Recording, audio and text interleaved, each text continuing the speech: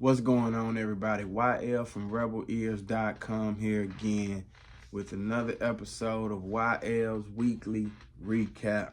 All right, really quick, man, just to tap into what we talked about last week. We got on to just doing a quick little performance mix, almost like a DJ mix for one of the artists. We got into actually doing the showcase and actually running live sound for the showcase. We got more footage on the way from that as well. So really quick, this week really wasn't a slow week, but I only had one show this week.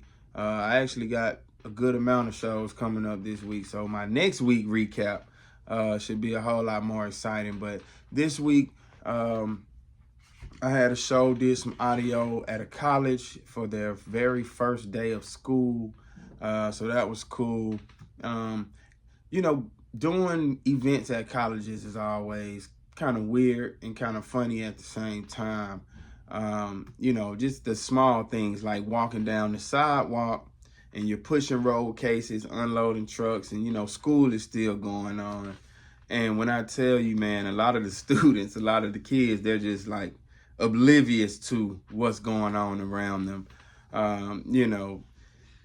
It's new generation. This phone, the electronics, man, they got them in the chokehold. So it's always funny because I get to go work at these colleges sometimes and do events for these colleges, and it just reminds me of my own children.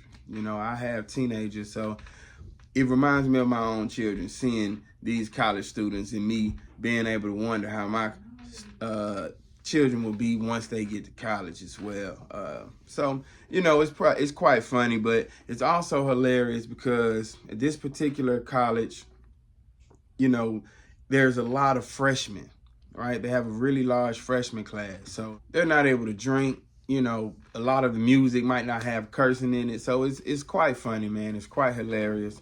We do events at schools all the time, concerts, homecomings. So it's always fun. So this particular university is really, really prominent in Atlanta, and they had their first day of school bash. It was like Carnival style, right? How ironic, right? We're talking about grown kids, you know what I mean? And the whole theme is Carnival style. And this is something that we do every year. So it's always a pleasure to do a very simple setup. We had a DJ. Last year, we actually had like a student talent show, and it was not the best, but it was not a lot of talent coming from the student section. But, this particular university is probably not a performing arts school. I'm not sure, but it don't seem like it. This year, it was just nice DJ, same kid from last year, DJ, man, it had the crowd turned up. They were partying. The music they were listening to, it was raunchy, it was ratchet. Some of it was pop, some of it was hip hop. It was all over the place, man. Techno, house music. It was a good time. Really simple setup for us. I think we had maybe like 12 speakers on sticks stretched across this huge yard, like this courtyard in the middle of their campus. And then we had 4 subs right at the stage where the DJ was. And then we had 4 speakers on tops as well, on stands as well, right by the stage. And that was our main PA. And then we had our outfields stretching across the field. Man, they had all the carnival rides out there. It kind of take you back to your childhood. They brought out the huge Ferris wheel. It's my first time trying this company. If you're in Atlanta, or they might be nationwide, I'm not sure, but it's a popsicle company called King of Pops. They've been really prominent and really, I would say, popular at a lot of the corporate events that I've been doing, and I've never been able to try one. And I tried King of Pops this week, so that was good. That was lovely. They had pizza, they had cotton candy, they had burgers, all the carnival style food, funnel cakes. It was really decent. Just another fun event to get grown kids excited about going back to school, right? So some of the same things that we do for elementary school all the way on up for back to school, they do it at their college, and I thought that was really dope. So this is my second year in a row doing that. I enjoyed it. They always feed us. The food is always great, and it's always a good time. So this particular show, we had Yamaha TF1. TF series is good for what it's good for. Any live sound engineers out there that's familiar with Yamaha, most of us will not prefer the TF1, but it is good for what it's good for, right? So in the particular event that we had, we didn't really have any inputs. We just had a DJ, left and right input, 2 microphones. So we had 4 inputs. We had a bunch of outputs, but of course, when we running off Nexo, we had Nexo speakers, Nexo subs. We didn't even have to run any XLR across the field. It was all NL4 cable. So it was really, really easy setup. We had 2 amp racks. And the console was right by the stage, right? So that just kills a whole lot of cabling as well. Really, really simple setup. It really works really great for what we did. So shout out to Yamaha for making the TF1. It works for what it works for, right? That was fun. Outside of that, man, that was pretty much my whole week. Like I said, tune in next week. I'm going to have some really exciting, really, really, really exciting events and some things, studio sessions that we got lined up already. Booked and busy, back to being booked and busy.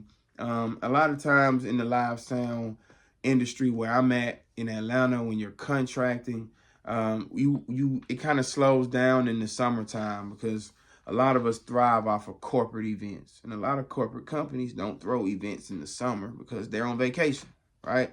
You know, they're flipping quarterly budgets and doing all of this kind of things over the summertime. So summer from, I would say, like May to August, maybe June to August, June, July, and August, those 3 months kind of slow down a little bit. It's definitely enough work to still survive and to make a living and take care of my family.